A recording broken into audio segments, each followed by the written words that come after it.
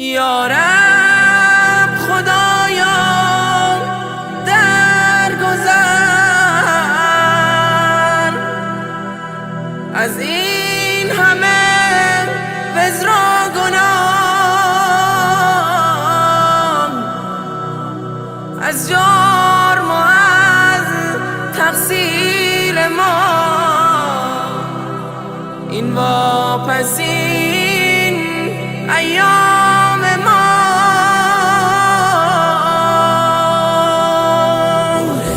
سفر را بسته ای ماه پرفیض خدا، دلها پر از اندوه و غم، عزم سفر داری چرا، عزم سفر داری چرا، یاد خوش ایام تو، یاد تراویح و قیام، از دل نخواهد شد برو ای ماه تقوا و صیام، ای ماه تقوا و صیام. یاد سحرگاه و غروب، یاد نماز نیم شب، آن بیقراری های ما در ماه شعبان و رجب، در ماه شعبان و رجب،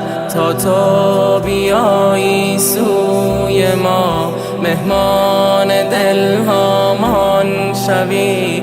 اما چه زود اینها گذشت، حالا تو داری می روی، حالا تو داری می روی. سفر را بسته ای ماه پرفیض خدا، دلها پر از اندوه و غم، عزم سفر داری چرا، عزم سفر داری چرا، یاد خوش ایام تو، یاد تراویح و قیام، از دل نخواهد شد برو ای ماه تقوا و صیام، ای ماه تقوا و صیام. افسوس و صد افسوس از این ماهی که رفته ای دوستان، افسوس از این شب‌های قدر، افسوس از این عمر گران، افسوس از این عمر گران. حیران و دل خونم خدا این لحظه های آخرش، حیران چو طفلی بی نوا در جستجوی مادرش، در جستجوی مادرش. سفر را بسته ای ماه پرفیض خدا، دلها پر از اندوه و غم، عزم سفر داری چرا، عزم سفر داری چرا، یاد خوش ایام تو، یاد تراویح و قیام، از دل نخواهد شد برو ای ماه تقوا و صیام، ای ماه تقوا و صیام. قدرش ندانستیم و رفت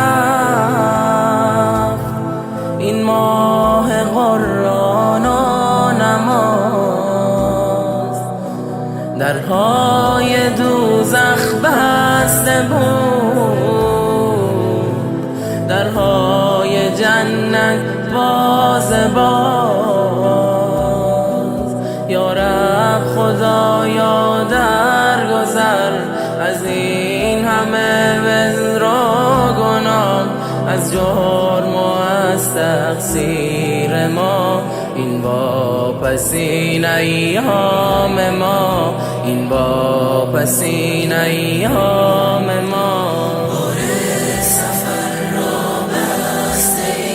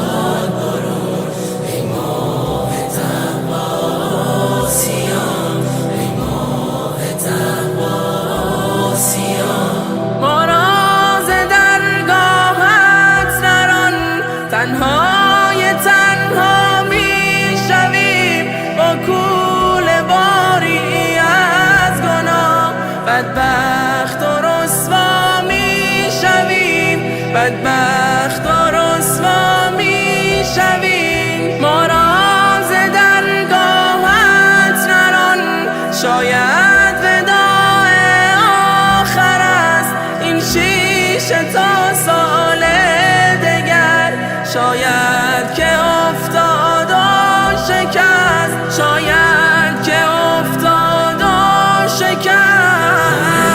سفر را بسته ای ای ماه پرفیض خدا، دلها پر از اندوه و غم، عزم سفر داری چرا؟ عزم سفر داری چرا؟ یاد خوش ایام تو، یاد تراویح و قیام، از دل نخواهد شد برون ای ماه تقوا و صیام، ای ماه تقوا و صیام. اللهم صل على محمد وآل محمد حبيب الله